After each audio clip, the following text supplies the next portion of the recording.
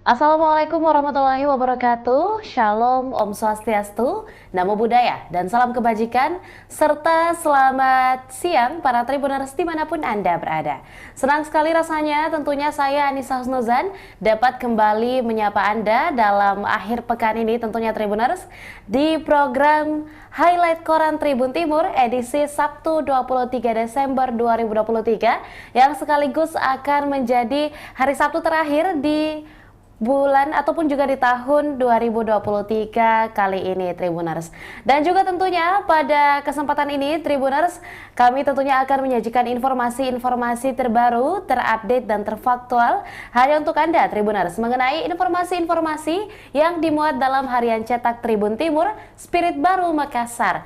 Dan untuk informasi selengkapnya Tribuners tentunya dapat kita semua bersama baca di harian cetak Tribun Timur yang bisa kita dapatkan di berbagai toko-toko retail koran ataupun dengan melakukan berlangganan. Seperti apa caranya akan kita sampaikan di sesi terakhir nantinya. Dan untuk berita pertama Tribuners tentunya datang dari highlight di halaman pertama yang dimana memuat informasi dengan judul Gibran menyuruh Prof Mahfud MD untuk buka Google. Di mana dalam berita kali ini dimuat dua informasi utama, yakni pembahasan mengenai investasi di IKN dan juga informasi mengenai Caimin yang ingin membangun 40 kota menjadi selevel Jakarta. Dan juga tentunya untuk informasi selengkapnya Tribuners, dikutip dari Kota Jakarta Tribun, calon wakil presiden nomor urut 2 Gibran Rakabuming Raka menyebut Muhaimin Iskandar atau Caimin selaku calon wakil presiden RI nomor urut 1 tidak konsisten soal ibu kota negara atau IKN Nusantara. Putra Presiden Joko Widodo ini mengatakan Caimin dulunya sempat ikut meresmikan IKN dan bahkan ikut potong tumpeng di IKN. Dan dalam kesempatannya ia mengatakan Caimin ini aneh, tidak konsisten. Dulu ikut meresmikan, bahkan ikut potong tumpeng di IKN, tapi sekarang justru terus mengkritik dan menolaknya setelah menjadi pasangan dari Anies Baswedan. Kata Gibran di acara debat cawapres yang berlangsung di Jakarta Convention Center atau JCC, Senayan, Jakarta Pusat pada hari Jumat 22 Desember malam kemarin. Menurut Gibran, pembangunan IKN bukan hanya untuk pemerintah semata, namun juga untuk pemerataan ekonomi Indonesia, dan IKN dinilai menjadi cara agar bisa menghilangkan Jawa sentris.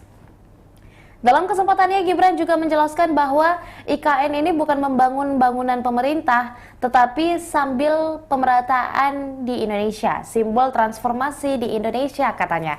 Dan untuk informasi selengkapnya atau mungkin cuplikan selengkapnya, Tribuners dapat kita saksikan bersama-sama dalam tayangan berikut ini.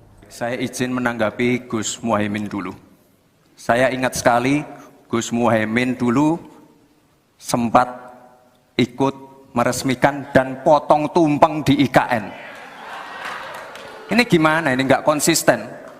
Dulu dukung, sekarang nggak dukung karena menjadi wakilnya Pak Anies yang mengusung tema perubahan. Sekali lagi Gus, mohon maaf, IKN ini bukan hanya membangun bangunan pemerintah, tapi juga sebagai simbol pemerataan pembangunan di Indonesia, sebagai simbol transformasi pembangunan di Indonesia. Dan untuk menanggapi Prof Mahfud, Prof mungkin nanti setelah pulang dari debat bisa di Google, sudah banyak yang masuk hanya pada Agung Sedayu. Dan nanti akan tambah lagi mungkin setelah Pilpres, karena mereka akan pasti akan wait and see melihat stabilitas politik di Indonesia. Terima kasih Prof. Ya, dan informasi lain mengenai judul pertama dalam highlight koran pada hari ini yang dimana Gibran meminta atau menyuruh untuk Profesor Mahfud MD untuk membuka Google juga masih dilanjutkan di halaman 7 Tribuners yang dimana dua informasi lainnya juga pada kesempatan yang sama, Profesor Mahfud MD menilai ekonomi digital di Indonesia bagaikan dua mata pisau. Sebab selain bisa membuka akses pasar, ekonomi digital juga membuat kerugian bagi masyarakat. Contohnya terkait dengan pinjaman online atau pinjol. Dan tentunya masih ada beberapa informasi-informasi menarik yang membuat tentang fakta-fakta dan pembahasan yang dimuat atau yang diutarakan oleh ketiga Cawapres Republik Indonesia dalam sesi debat Cawapres pada malam malam kemarin. Dan tentunya dapat kita bersama-sama baca selengkapnya di Tribun Timur, atau dapat kita saksikan tayangan ulangnya di kanal YouTube Tribun Timur pula. Dan untuk selanjutnya izinkan saya menyampaikan poin-poin penting tentang debat cawapres yang berlangsung pada malam tadi, Jumat Desember 2023 di Jakarta Convention Center. Yang dimana poin-poin yang dimuat oleh cawapres dengan nomor urut pertama, yakni Muhaimin Iskandar, menyampaikan yang pertama akan membangun 40 kota baru selevel dengan Jakarta. Lalu kemudian ada pembangunan kota harus dibikin merata di seluruh Indonesia. Lalu kemudian yang ketiga, janji 5% anggaran APBN atau anggaran pendapatan belanja negara itu sekitar 150 triliun khusus untuk anak muda Indonesia. Lalu kemudian yang keempat, Gus Muhaimin juga ingin agar ketimpangan di dalam negeri bisa ditekan dengan membuat ekonomi menjadi merata. Dan yang kelima, Gus Muhaimin juga menyampaikan bahwa akan mengupayakan untuk melakukan pengendalian pajak untuk orang-orang kaya. Lalu kemudian yang terakhir adalah 80 juta warga Indonesia bekerja di sektor informal, tapi dompet tetap tipis, sebagai salah satu gagasan yang disampaikan oleh Gus Imin atau Cak Imin pada malam tadi. Lalu kemudian untuk cawapres yang berada di nomor urut kedua, yakni Gibran Raka Buming Raka, menyampaikan janjinya yang akan membuka 19 juta lapangan pekerjaan, lalu kemudian berjanji untuk melanjutkan hilirisasi, bukan hanya tambang tapi juga pertanian, perikanan, dan digital. Lalu kemudian Gibran juga mengupayakan untuk melanjutkan pemerataan pembangunan yang tidak lagi Jawa sentris. Lalu kemudian yang keempat, diupayakannya atau direncanakannya, serta tentunya menjadi sebuah janji juga akan adanya program makan siang gratis sebesar 400 triliun rupiah yang adalah stimulan untuk ibu-ibu, warteg-warteg, dan juga warung-warung catering yang ada di daerah apabila pasangan Prabowo Gibran terpilih menjadi presiden. Lalu kemudian yang terakhir adalah diupayakannya pembangunan IKN bukan sekadar memindahkan ibu kota negara, tetapi juga menjadi lapangan pekerjaan. Lalu untuk calon wakil presiden dengan nomor urut 3, yakni ada Profesor Mahfud MD, yang menyampaikan diperlukannya penegakan hukum pinjol begitu problematik. Lalu kemudian yang kedua adalah adanya korupsi yang terjadi di 3 matra, yakni darat, laut, dan udara. Lalu Prof. Mahfud juga menyampaikan bahwa Indonesia lemah dalam diplomasi perekonomian global. Lalu kemudian Prof. Mahfud juga menyampaikan bahwa duta besar harus bisa memberikan keyakinan pada pasar global dalam menghubungkan perdagangan. Dan yang terakhir adalah sulitnya berinvestasi di Indonesia karena aturan perizinan yang berbelit-belit. Dan tentunya Tribuners, untuk informasi lainnya mengenai seperti apa kemudian gagasan-gagasan yang dibawa oleh para calon wakil presiden dalam debat cawapres pada malam tadi, selengkapnya dapat kita cari informasinya, baik itu di edisi cetak Tribun Timur hari ini ataupun juga di berbagai konten-konten yang telah ditampilkan di kanal YouTube dan juga Facebook Tribun Timur. Dan selanjutnya untuk informasi yang kedua, Tribuners, kita melangkah ke halaman 10,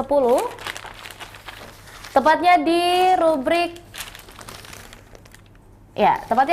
atau di judul BPBD Makassar mengantisipasi banjir saat pencoblosan, 4 kecamatan berada di zona rawan.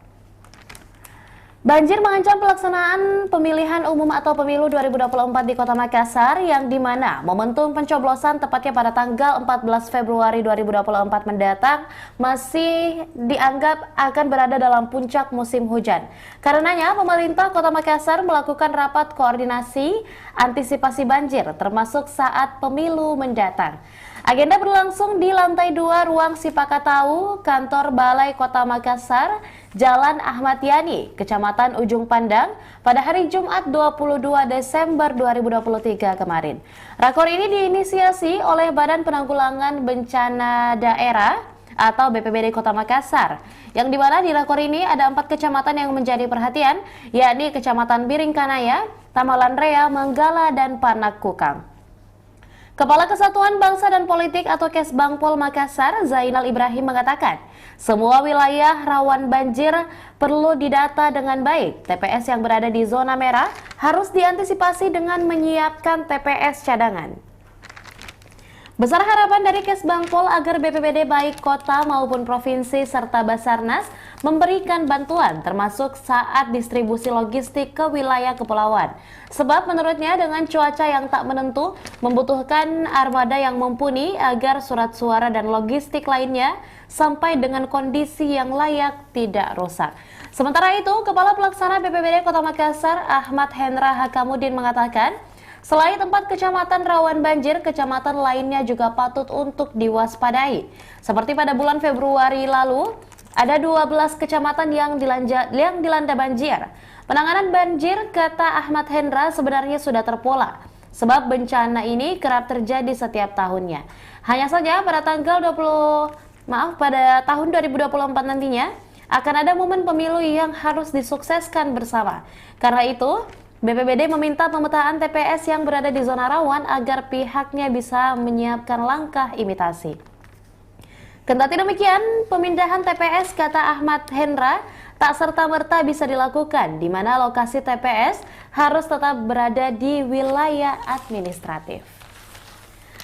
Dan tentunya ini adalah salah satu informasi yang penting pula untuk disampaikan, Tribuners, mengingat menghitung hari atau menghitung bulan, kita sudah berada di bulan Februari 2024, tepatnya di tanggal 14 Februari nanti kita akan bersama-sama menggunakan hak pilih dan datang ke TPS untuk memilih calon-calon pemimpin yang akan menjadi nahkoda Republik Indonesia, sekaligus memilih calon-calon anggota legislatif yang akan mewakili suara rakyat di pemerintahan.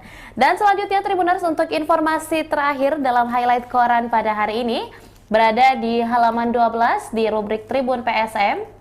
Dapat bersama-sama kita lihat tentunya di layar para Tribuners. Informasi ini membuat judul Tradisi ke Timnas Indonesia Berlanjut. Yang dimana ini memuat informasi pemain PSM Makassar yang memperkuat Timnas Garuda Senior kelompok umum.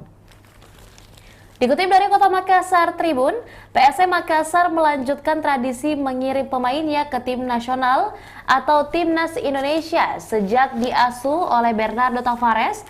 Pemain PSM Makassar laris manis dipanggil membela Timnas Garuda Senior dan kelompok umur. Terbaru, dua punggawa muda Laskar Pinisi, Mufli Hidayat dan Sultan Zaki, mendapatkan panggilan pemusatan latihan atau TC Timnas Indonesia usia 20. Mufli dan Zaki bersama dengan 22 pemain lainnya TC di Qatar. Mereka dipersiapkan menghadapi turnamen di tahun 2024 seperti Piala AFF dengan usia 19, kualifikasi Piala Dunia AFC usia 20, serta target lolos ke Piala Dunia usia 20 2025 mendatang. Bagi Mufli, ini merupakan pemanggilan pertamanya untuk membela Timnas Indonesia, sedangkan Zaki terus naik level. Awalnya membela Timnas usia 16 dalam Piala AFF usia 16, kemudian membela Timnas usia 17 di Piala Dunia usia 17, dan kini kembali diajak untuk bergabung dengan Timnas usia 20. Pemanggilan pemilik nomor punggung 71 dan 14 ini membuktikan PSM Makassar sebagai tim memiliki pemain berkualitas, sebab tim berjuluk pasukan Ramang nyaris di setiap agenda Timnas menyumbangkan pemainnya. Dan untuk informasi selengkapnya, Tribuners tentunya dapat bersama-sama kita baca dalam Harian Cetak Tribun Timur. Namun sebelum itu izinkan saya menyampaikan daftar pemain PSM Makassar yang memperkuat Timnas Indonesia dalam 1 tahun terakhir. Yang dimana yang pertama ada Yakob Sayuri yang mengikuti FIFA Matchday melawan Timnas Curaçao dan juga melawan Timnas Burundi, kemudian melawan Timnas Palestina, dan yang terakhir melawan Timnas Argentina. Lalu kemudian Yakob Sayuri juga ikut bertanding dalam laga Piala Asia 2023 dan juga menjadi bagian dari Timnas di Piala AFF. Lalu kemudian yang kedua masih adalah saudara kembar dari Yakob Sayuri, yakni Yance Sayuri, yang mengikuti FIFA Matchday bersama-sama dengan Yakob Sayuri juga melawan Timnas Curaçao, Timnas Burundi, melawan Timnas Palestina, dan melawan Timnas Argentina. Lalu kemudian ada Reza Arya Pratama yang juga menjadi bagian dari Timnas ketika melakukan laga di FIFA Matchday melawan Timnas Palestina, melawan Timnas Argentina, dan juga melawan Timnas Turkmenistan.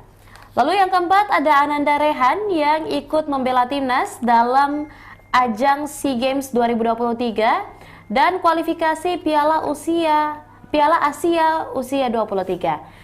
Lalu yang kelima ada Zaki Asraf yang mengikuti training center di Piala Dunia usia 20, training center di Piala AFF 2022, training center di Piala AFF usia 23 dan ikut dalam kualifikasi Piala Dunia.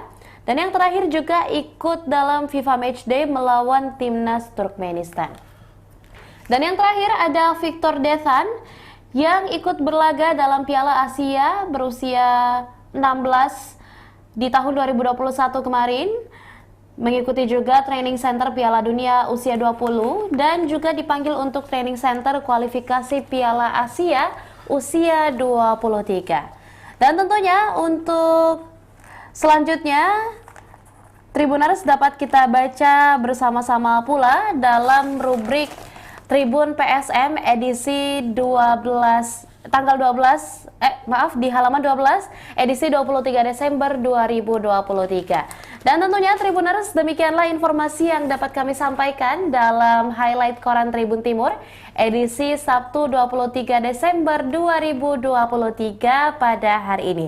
Dan tentunya Tribun Timur akan senantiasa menghadirkan inovasi-inovasi dan program-program berkualitas dalam rangka menyampaikan informasi-informasi yang terbaru, terupdate dan terfaktual hanya untuk Anda Tribuners. Maka dari itu, jangan lupa untuk menyaksikan informasi dan berita lainnya hanya di kanal YouTube dan juga Facebook Tribun Timur, mata lokal menjangkau Indonesia. Saya Nisa Husnuzan mewakili seluruh rekan kru yang bertugas, pamit undur diri. Wassalamualaikum warahmatullahi wabarakatuh dan sampai jumpa.